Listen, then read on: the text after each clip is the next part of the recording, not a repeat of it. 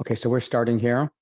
Chapter 3 of Ethics, Ethics of the Sages, and you have the link there. Anytime Sylvia, you have a question, by all means, fire away and unmute yourself and ask. Not an issue at all.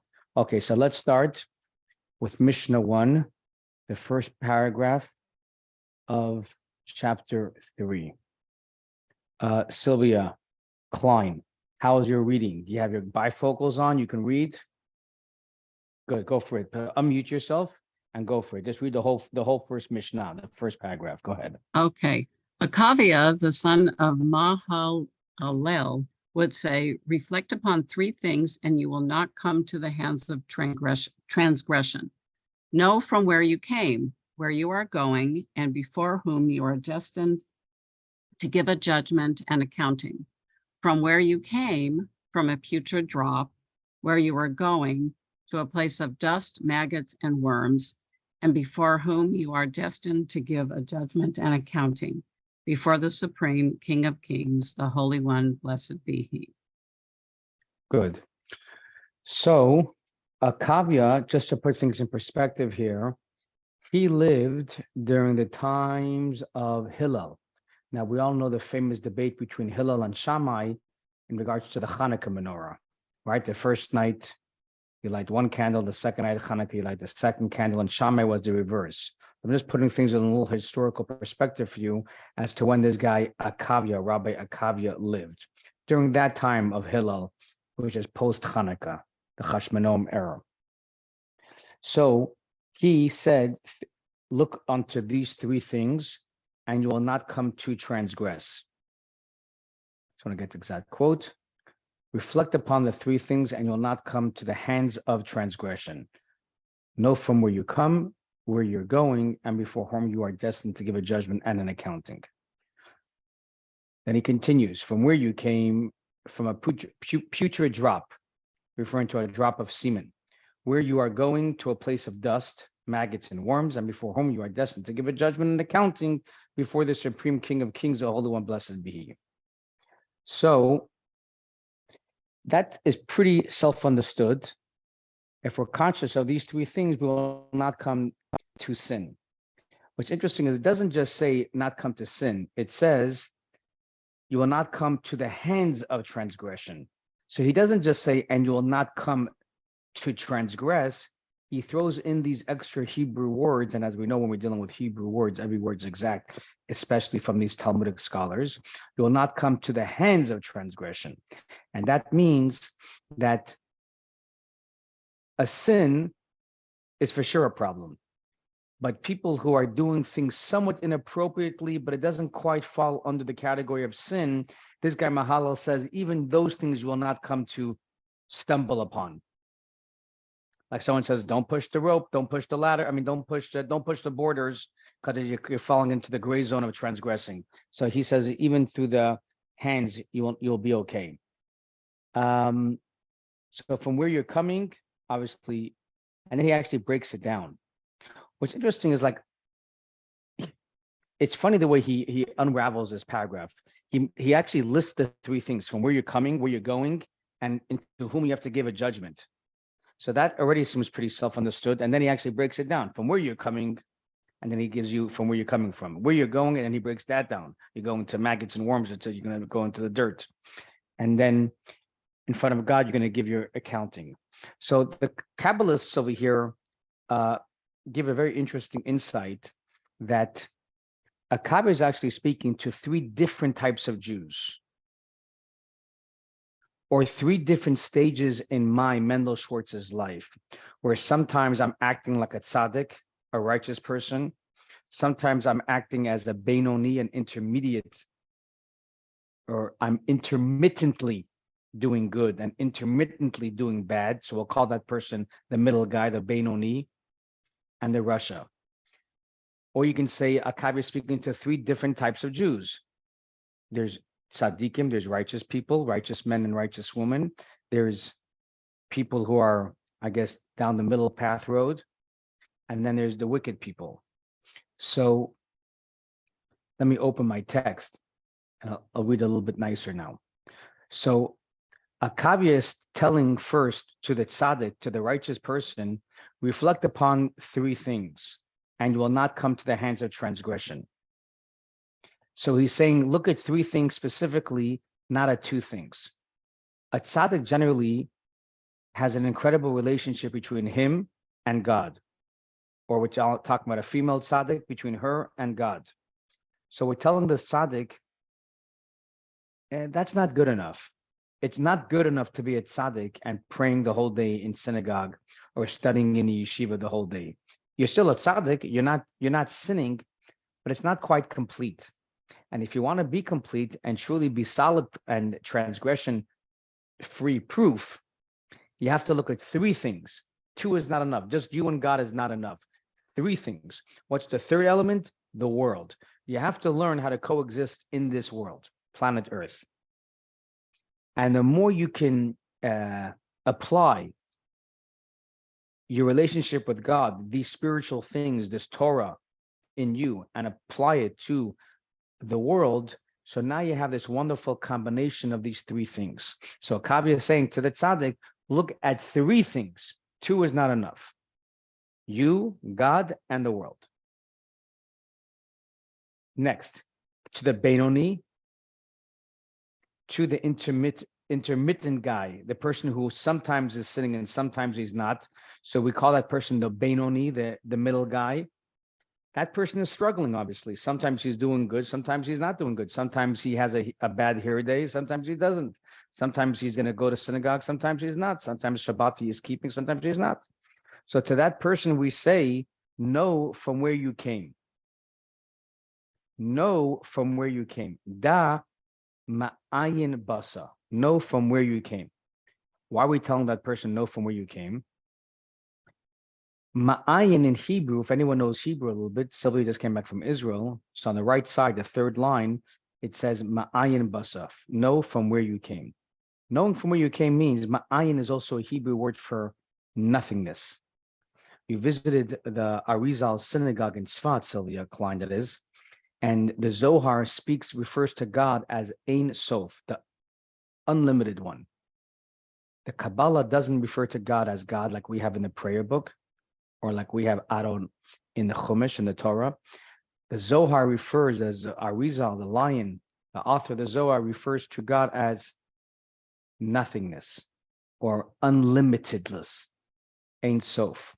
So in the Mishnah, it says, no, ma'ayin basa, from where you come. So from where also ma'ayin in Hebrew means from nothingness.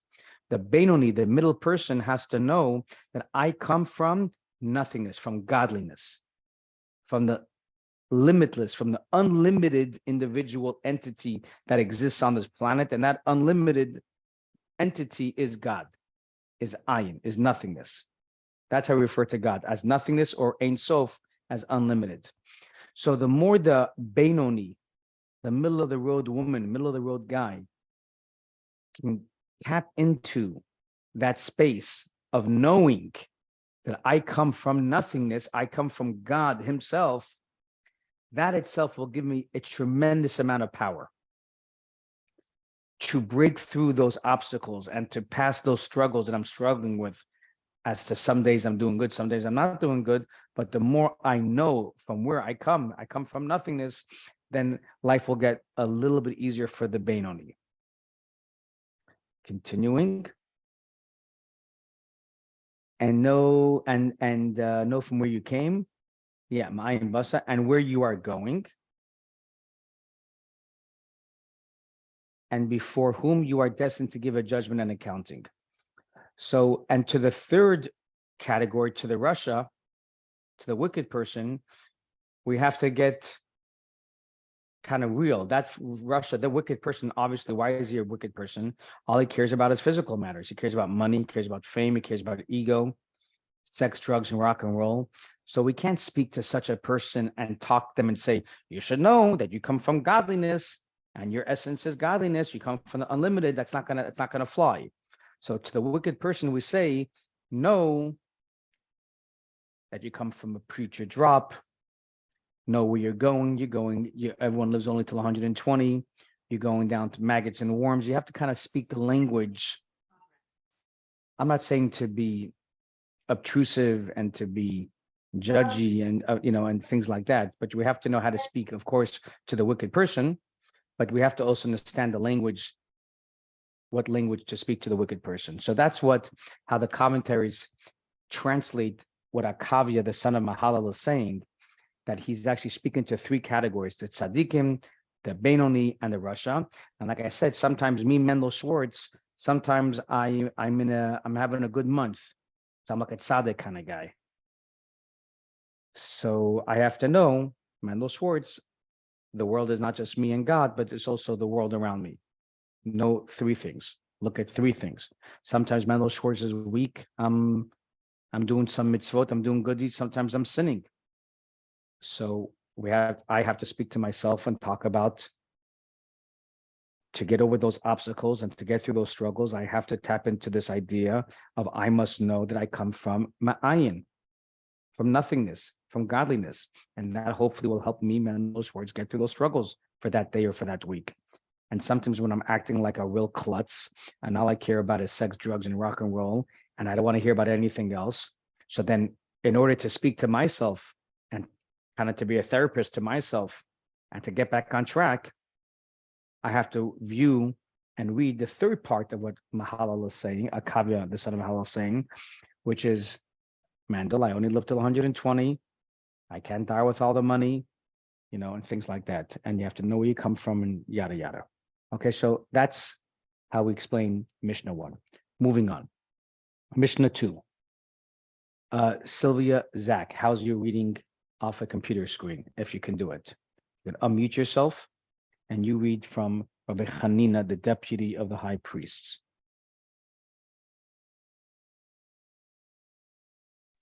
Here we go. Is that where it says Rabbi Hanina? Yep. Okay, Rabbi Hanina, deputy of the Kohanim, would say, pray for the integrity of the government. For were it not for the fear of its authority, a man would swallow his neighbor alive. Rabbi Hanina, son of Tredian, would say, two who sit and no words of Torah pass between them. This is a session of scorners, as it is stated, and in a session of scorners he did not sit. In Psalms chapter 1, but two who sit and exchange words of Torah, the divine presence rests among them, as it is stated. Then the God-fearing conversed with one another, and God listened and heard. And it was inscribed before him in a book of remembrance for those who fear God and give thought to his name. Malachi chapter 3:16. From this, I know only concerning two individuals. How do I know that even a single individual who sits and occupies himself with the Torah, God designates reward for him? From the verse, he sits alone in meditative stillness. Indeed, he receives reward for it. From Lamentations. Good. Okay, so this was a very interesting time in our Jewish history. Thank you, Sylvia, for reading. Rabbi Hanina ben Trajan is a name of one of the 10 rabbis that we actually mention in the Yom Kippur Machzor, the Hebrew prayer book that everyone reads, whether you're in an Orthodox temple or a conservative temple, Reformed temple, everyone reads from the Machzor. They don't call it the Sidur, they call it the Machzor. And in this Machzor, which is a prayer book that is specific for one day a year on Yom Kippur, we mention at the height of the Musaf prayer, people that actually gave up their life for Judaism. It happens to be that there were people throughout the ages, whether it's the Holocaust or whether it's the Spanish Inquisition, but this Machzor, which predates all of that, so they mentioned the 10 martyrs that gave up their life. This was at the very end or even after the destruction of the Second Temple. So there were 10 martyrs. It's mostly after the destruction of the temple. The Romans went to town, besides destroying the temple in 70 AD. But there were a lot of people that were still having like these little off the grid, guerrilla little communities of Jews practicing Jewish law.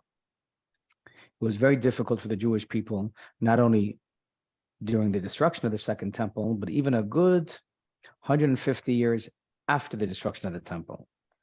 There were some moments of respite where Jews were able to live as Jews, but for the most part, it was very, very difficult, including the great story of Shimon Bar Yochai. We celebrate him on Lag BaOmer. So these were great rabbis who gave up their life, and they're all under Roman oppression. So this Hanina ben Trajan lived during the times of Rabbi Akiva, which was also around, I would say, around 130 AD. So we're talking 50 years after. We know the story of Masada was around 72, 73 AD, right? The Jews were still trying to fight after the destruction of the temple. But Rabbi Akiva was in another town, more in the north. I'm trying to remember that Beitar. Was it Beitar? No, I'm not sure. It's slipping my mind right now. But somewhere a little bit more in the north, and he held up.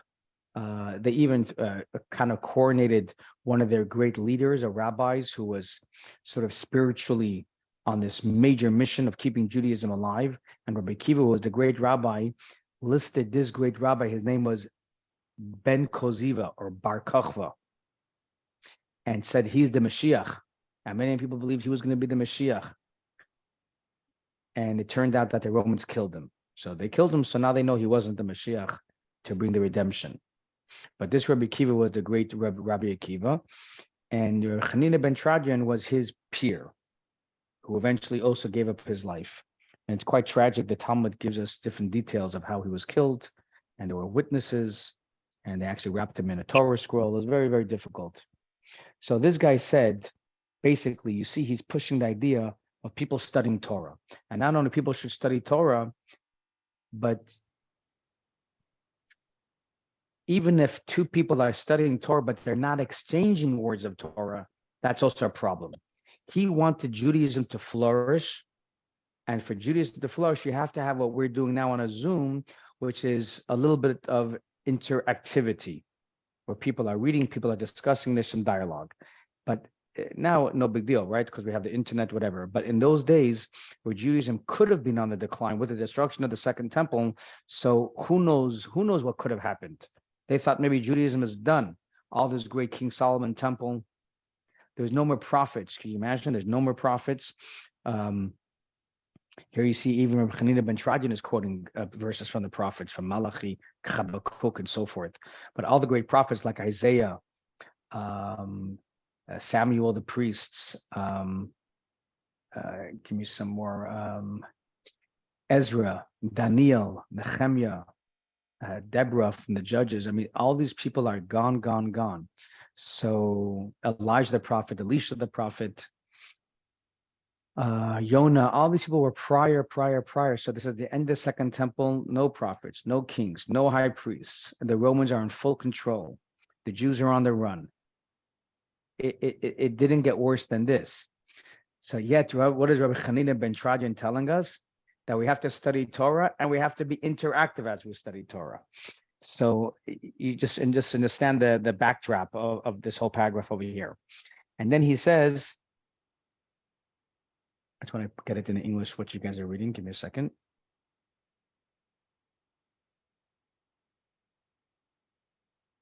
Kind of like in the beginning, where it says 2 lines after Psalms 1:1. Then he quotes, then the God-fearing conversed with one another, and God listened and heard, and it was inscribed before God in a book of remembrance for those who fear God and give thought to his name. And if one person is studying Torah, then it's not going to be inscribed in the book of remembrance? No, says Rabbi Hanina ben Trajan. You need to have 2. And why does he push again for 2 people? Because one person can make an error in what he or she is stating. And who knows what kind of book is going to be printed. But if you have 2 people and there's a back and forth and they do a good editing and they polish up the class and so on and so forth, so then you know things are a little bit more crystal clear. And based on that, then it'll be inscribed in the book of remembrance. Okay, let's go to 3. Who joined us? Rachel Freeman. You want to do Mishnah 3? I'll give her a minute to unmute herself. You don't have to even put the video on if you don't want to. Okay, so I'm going to read. Oh, there you are, Rachel. Go for it. How would I find the text? It's in the chat. I'll give you the next one, but if you go to the chat, you see the chat in the bottom of your screen? Yeah, Okay, so you can Yeah. read there paragraph or Mishnah 3. okay. Do you see it? Yeah, Go for it. Hebrew or English? No, English would be better. Okay. Rabbi Shimon would say, 3 who eat at one table and do not speak words of Torah, it is as if they have eaten of adulterous sacrifices. As it is stated, indeed all tables are filled with vomit and filth, devoid of the omnipresent. But 3 who eat at one table and speak words of Torah, it is as if they have eaten at God's table, as it is stated. And he said to me, this is the table that is before God. Okay, so here you have, thanks for reading, by the way. Here you have Reb Shimon. I'll get to him in a moment, but Reb Shimon is not speaking about the reward and punishment of that. If 2 people are sitting and they're not speaking words of Torah, then it's bringing a bad omen to the world, and they're going to get punished. And the reverse is true. If 2 people are sitting together and they're speaking words of Torah, then they're going to be inscribed in the book of life, inscribed in the book of remembrance, yada yada. Here, that was the last one. Here in Mishnah 3, Reb Shimon Bar Yochai is speaking simply on the spiritual surrounding of your own home. If 3 people are hanging out by their table, their Shabbos table, or their Thanksgiving table, or their breakfast table, and they're speaking some words of Torah or some blessing, or they make even a blessing over the food, it elevates the table. It elevates your home. So he's concerned less with the outside world on reward and punishment, but he specifically zoned in more on the kind of table that you're sitting at. Now, Reb Shimon Bar Yochai, this is Reb Shimon, this is the famous Reb Shimon Bar Yochai, who Sylvia just visited last week, buried in Meron. There's a lot of activity there. Of course, I was there on Lag BaOmer once or twice with like 400,000 or 500,000 other people, and it was quite the scene. And he also was a very kind of a rough, tough, at least the way I understand it, in the beginning of his life. He said things very abruptly about the Romans who were in charge. They were the government at the time. And he did not waver. He did not back down. He did not compromise. He said things the way he saw it. That even the Romans who, let's say, built bridges and they made paved roads, he would say they did it just for their own glory. They did it just for selfish motives.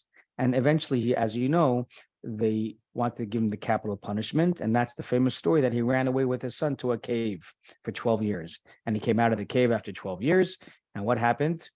He saw Jewish people plowing the field. He looked at them and they singed, they burnt the fields, the crops burnt. He says, how can people waste their time in wheat fields when God gave us such a beautiful, beautiful world? That's what happened when he came out. So then he heard a voice from heaven that said, you're destroying my world. This is what you're studying the Torah for, to come out of the cave and start destroying my people. Go back into the cave where you came from. So indeed, he went back with his son Rebbe Elazar for another year. That would be year 13. And that's when he composed the Zohar. And he tapped into the Kabbalah. And he had a whole new mindset on planet Earth, that the world is not in opposition to God, but the world is a partner with God, and God is a partner with the world. And he had this whole new insight and this whole new mindset. And so when he came out after that 13th year, he had a whole new, so to speak, awakening, and he was able to really elevate everything around him, including statements like he just said over here. If you hang out with your family and you eat, enjoy yourself, enjoy the steak, enjoy the French fries, but also speak some words of Judaism, some words of Torah, and to elevate it. And that kind of became his mantra. The whole idea of going out onto the street, onto Sunset Boulevard, having a Hanukkah menorah in Washington, D.C., or a Hanukkah menorah at the Grove and things like that is really an offset, an offshoot, and the teaching of everything that started with Reb Shimon Bar Yochai. Because before, the menorah was only in the Beit HaMikdash, in the Holy Temple. If you're outside the Holy Temple, then go plow and hang out with your cows. But Reb Shimon Bar Yochai said, hold on a minute. Holiness isn't only reserved for the temple, but holiness is also outside. Whether you live in Beverlywood, whether you live in Westwood, or whether you live in Beverly Hills or Bel Air, just make those places holy. Elevate your table with blessings, and it doesn't have to be just potatoes. It can also be good food and things like that. Go to a nice restaurant on Rodeo Drive, so be it. But as long as you're elevating it, then you're in good standing. Okay. Let's do a little bit more over here. Number 4, I'll do this one.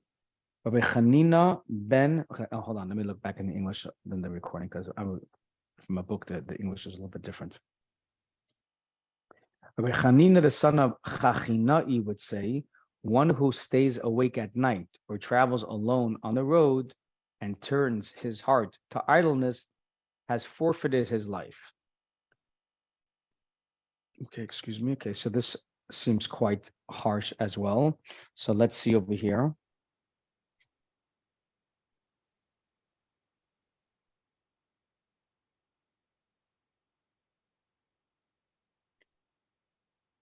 So from the basic understanding of this paragraph, why is he taking his life in his own hands? Because when a person has time on the road, it's a dangerous place. Things can happen to them. I don't think today so much, so we suffer with this. But back in the day, if you're in a horse and buggy and you're traveling from town to town and you're going through 30, 40 miles at nighttime with no light, and there's a lot of people, robbers, not terrorists, robbers, say they simply want your money. So if you're not studying Torah, you have no protection. One of the reasons why we have a paragraph called Tfilat HaDerech, when anyone travels, we have a certain paragraph prayer. So that's really where it's coming from. But about staying up at night, I'm not sure what this means.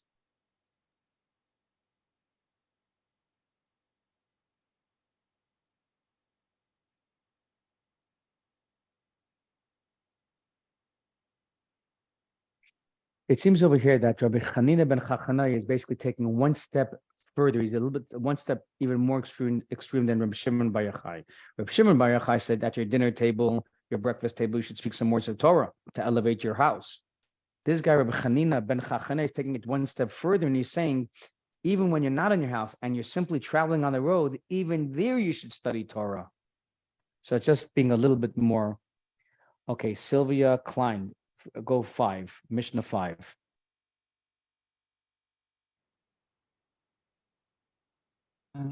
Okay. Rabbi Nehunia, son of Hakana, would say, one who accepts upon himself the yoke of Torah is exempted from the yoke of government duties and the yoke of worldly cares. But one who casts off the yoke of Torah is saddled with the yoke of government duties and the yoke of worldly cares. Got it. I just quickly looked at something about the last one about being awake at night. So there's a one of the Kabbalists, actually the Lubavitcher, no, not him. Midrash Shmuel, one of the commentators. I like to say the commentator's name, who it is, but basically he says that it is somewhat of a homiletic teaching when a person is awake at night and he's traveling on the path alone. He should also study Torah. So what does that mean? Being awake at night, nighttime spiritually means the exile. Darkness means exile in spiritual terms. So a person who's awake in the exile and he's traveling alone, he thinks he's being immune or somewhat disregarding the exile. That is very dangerous. Such a person, even during the exile, also has to study the Torah. So just a deeper level than what we were saying before, that when you're traveling from city to city or on a plane, you should study Torah. So here, according to this commentator, he is stating that what it really means is when we are awake now, living during the exile, don't think you're alone and you're studying on the path. You can just do your own thing, but we should also study Torah. Okay, so you said now, and this will be the last one. So you just said, Sylvia, number 5. Okay, one who accepts upon himself the yoke of Torah is exempted from the yoke of government duties and the yoke of worldly cares. But one who casts off the yoke of Torah is saddled with the yoke of government duties and the yoke of worldly cares. I'm just looking in the Hebrew.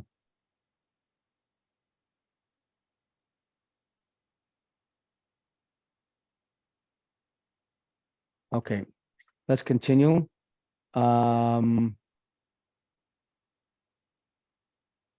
Sylvia Zach, go for number 6. Rabbi Chalafta. Yep. There we go. I'm not muted, which is good. Okay. Yeah. Rabbi Chalafta, the son of Dosa of the village of Hanania, would Yep. say, 10 who sit together and occupy them. Oops, 1 second. Sorry, just lost it. There we go. 10 who sit together and occupy themselves with Torah, the divine presence rests among them. As it is stated, the Almighty stands in the congregation of God. And from where do we know that such is also the case with 5? From the verse, he establishes his band on earth. And 3, from the verse, he renders judgment in the midst of the tribunal. And 2, from the verse, then the God-fearing conversed with one another, and God listened and heard. And from where do we know that such is the case even with a single individual? From the verse, every place where I have my name mentioned, I shall come to you and bless you. Good. Okay, this is somewhat pretty straightforward, but no matter how many people are in your group, continue to study and so forth. I just don't want to break it down. I want to continue. If you can do number 7. Who's Okay. next? Rachel, want to unmute yourself and do number 7 in the Hebrew, in the English, please.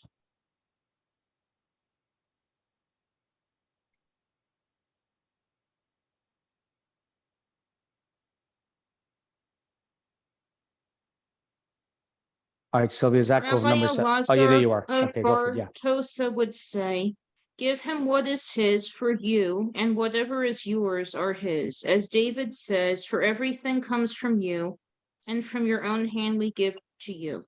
Rabbi Yaakov would say, one who walks along a road and studies and interrupts his studying to say, how beautiful is this tree? How beautiful is this plowed field? The Torah considers it as if he had forfeited his life. Beautiful. So forget the last statement with the tree, just the first part about giving charity. This is a very strong term to say, give him what is his for you, and whatever is yours are his. So this is obviously a very high level of tzedakah, of charity. So when a person gives 10% of charity, if you give it in the mindset that all of the 100% that you have really belongs to God, so you're giving 10% of his, not 10% of yours. And then obviously it's a little easier to give away 10% of your funds that you make every year. Because if you work so hard and you earn $1,000, it's not so fair that I should give away $100 of my hard-earned money. But if I'm giving what is not mine really, but I'm giving what is his, then it's a little bit easier. Even if I only have a sandwich and I give half my sandwich away, it's a little easier because the sandwich is not really mine. So if you do it in that mindset, it's much easier to give charity. That's for sure. Who's this Rabbi Elazar of Bartosa?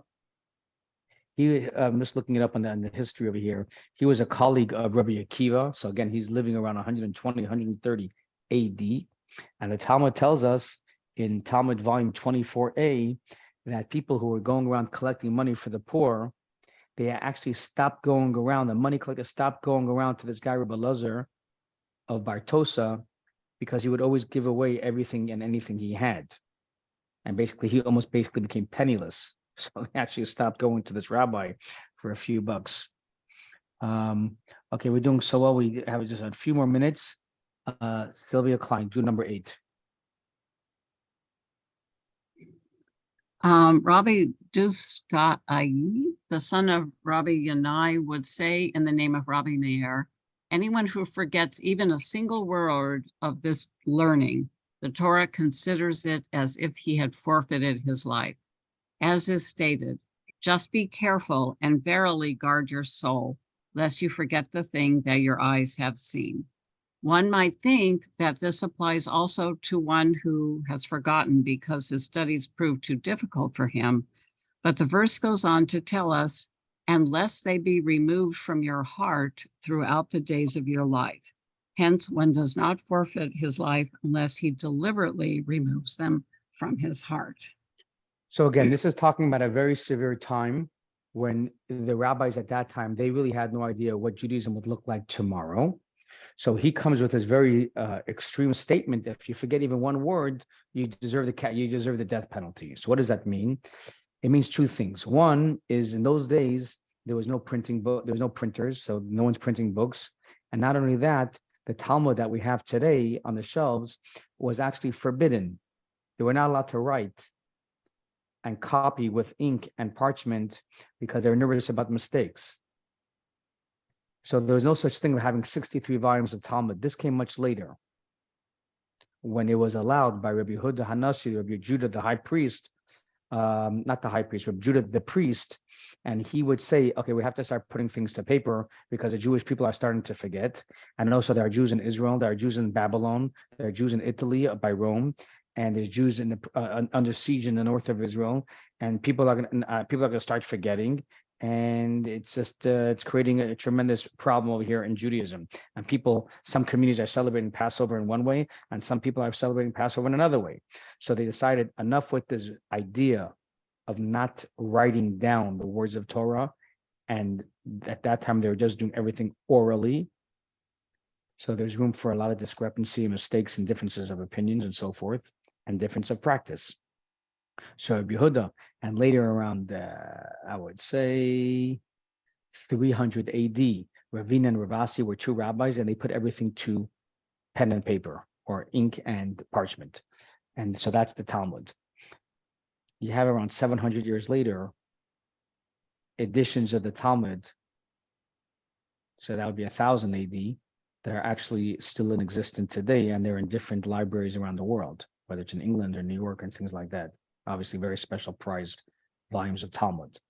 So they were so nervous in that time prior to them writing it down from Talmud to Talmud and page to page. So that's when they came up with the statement, this dostai, in the name of Yanai, in the name of Reb Meir, and said, if you forget anything of the Torah, you get the capital punishment, because they were so nervous about what's going to be tomorrow. So they were very severe. Make sure you keep on reviewing the Torah, review the Torah, so you don't forget, and Judaism will not be forgotten. That's point one. Point two is, if rabbis are going to forget even one statement of the Torah, and then people in the community will ask them for a verdict of how to practice a particular mitzvah, and they don't know because they forgot, and they're going to tell their community members how to practice, and they're practicing it incorrectly. So that falls on the shoulders of the rabbi who forgot how to do certain things. So that's why he said, you're chayav misa, you deserve the capital punishment because you are giving direction incorrectly. Okay, let's stop with that. It's already almost quarter after. We'll finish with that, and we'll leave it at that.